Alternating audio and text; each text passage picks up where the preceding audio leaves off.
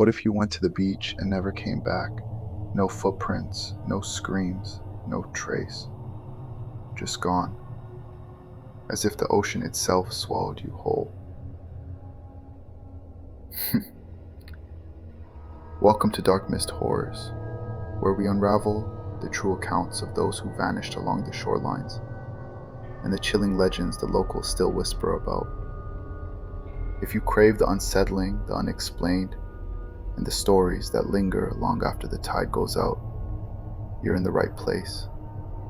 Subscribe now and join our growing family of shadow seekers. And if you've lived through something strange, if you've stood on a beach and felt that something was watching, send us your story. It might be the next one you hear right here. Because in these waters, the tide doesn't just take shells, it takes souls.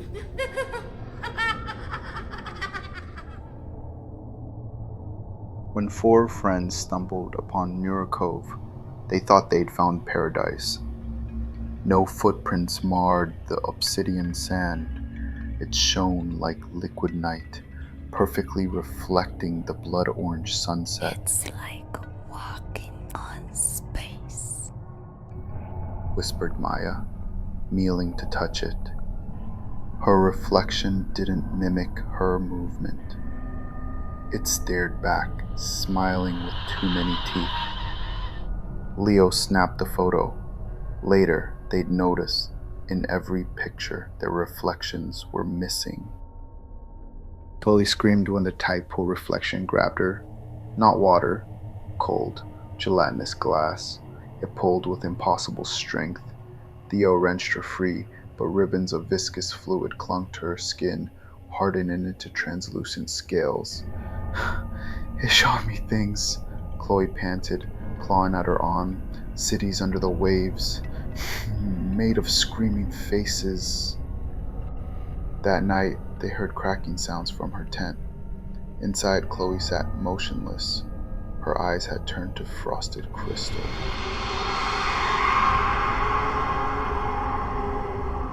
The storm hit at midnight. Not rain, daggers of sea glass. They sliced through tents and bedding and flesh with a sickening thwick. Leo ran for the cliffs, but the sand liquefied, swallowing him to his waist. Ah! It's not sand! Ah! Ah! It's ground up bones! As he struggled, his legs began crystallizing, veins going blue under glassy skin. Maya watched in horror as his final scream froze in his throat, literally shattering on the wind. The entity rose at dawn, a skyscraper-sized silhouette of shifting, fractured glass. It emitted a sound like 1,000 windows breaking. Glass Maya walked toward it, holding Theo's petrified heart. It wants witnesses to make the world in its image. As the entity's shadow fell over her, Maya's body exploded into prismatic shards. They didn't fall. They floated upward, joining the thing's ever-growing form. Search teams found nothing.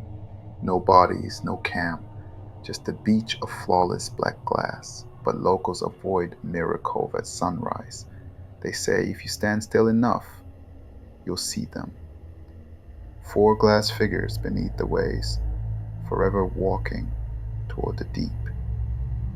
And sometimes, when the light hits just right, their mouths open in silent screams, reflecting horrors only the drowned can see.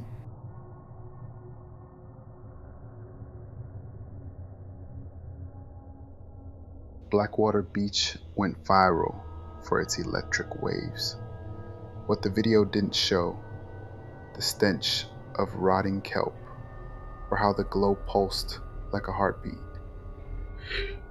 It is magic. Aisha laughed, wading deeper. Sam yelped.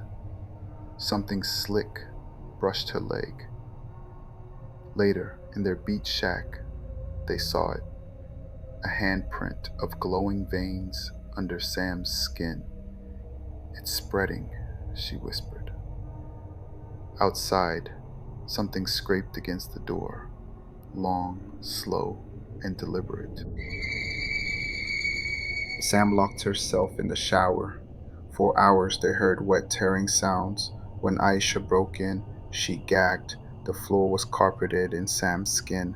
Sam stood hunched, her back armored in clicking blue plates. It doesn't hurt. She lied, It's better. her jaw unhinged, vomiting teeth onto the tiles. You will see. Mother needs new skin. They followed glowing footprints to a cave, reeking of ammonia.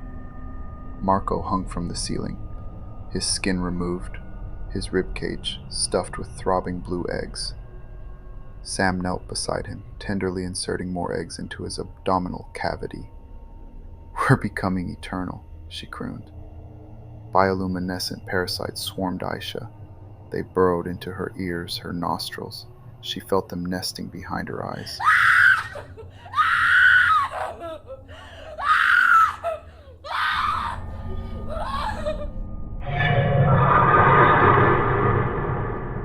High tide flooded the cave. As salt water touched Aisha's parasite-infested skin, agony seized her. Gills ripped open on her neck, her legs fused into a thrasher's tail. "Breathe," Sam urged. Aisha inhaled seawater, and it felt like oxygen. Sam placed a gelatinous egg sac into a new slit below Aisha's ribs. "Now you're ready," Sam clicked. "Mother arrives at dawn." Coast Guard helicopters found the beach swarming. Knot crabs, horrors knitted from human parts. Finger legs, tooth mandibles, eyes blinking from carapaces. Aisha watched from the shallows, her new tail coiled around the screaming fishermen. As the sun rose, the ocean heaved. A mountain of fused skeletons and chitin breached the surface. "Mother," her voice vibrated in their bones. My children come home. That night, Blackwater's glow burned brighter and hungrier.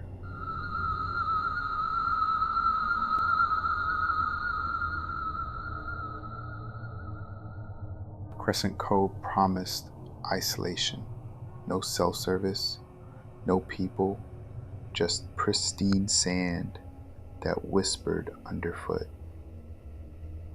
Like walking on silk, then used. But Lily noticed. No shells, no seaweed, just perfect, sterile dunes. Their picnic basket vanished while they swam. They found it 100 yards inland, food petrified into sand sculptures. Wind must have carried it, Ben shrugged. The sand near their tent later formed a spiral, with the human tooth at its center.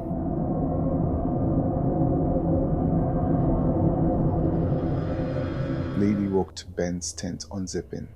He moved like a puppet, eyes glassy, feet dragging trenches in the sand. Ben! Stop! He didn't react. The sand around his ankles bubbled, pulling him down. Lily grabbed his arm. The sand lashed up like a whip, slicing her palm. Ben whispered without moving his lips. "We taste sweet." At dawn, a sculpture awaited them. A perfect replica of Lily's mother, dead for 10 years. Damp seaweed formed her hair, her smile, 32 human molars. Somberly, "It knows your grief," Ben murmured, his voice flat. He began compulsively eating sand. When Lily smashed the sculpture, a howl echoed from the dunes. Not wind, but something hungry.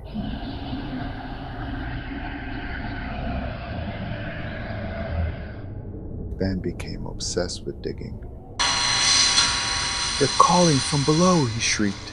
Lily peered into his 10-foot pit. Beneath him, the sand moved, a living carpet of hair, wedding rings, and swallowed swimsuits. A hand made of braided fingernails shot up, dragging Ben under. His last words bubbled through the sand. "Oh." It wants your name next! The beach rose against the moon, a 50-foot figure of shifting grit. Its mouth was a vortex of teeth and screaming faces.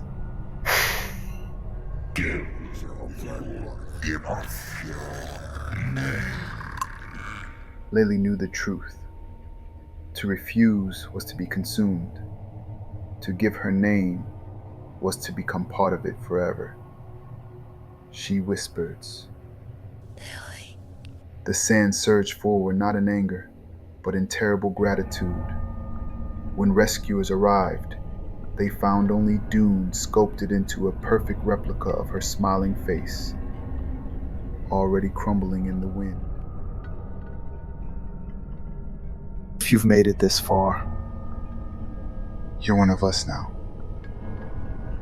The ones who look into the dark and don't look away. If you've heard whispers, seen shadows, or walked a path that vanished beneath your feet, tell us. Your story could be the next nightmare we bring to life. Subscribe so you'll never miss what waits in the dark. And share this with someone you know will listen. Someone who believes. Because the beach isn't the only place where people disappear.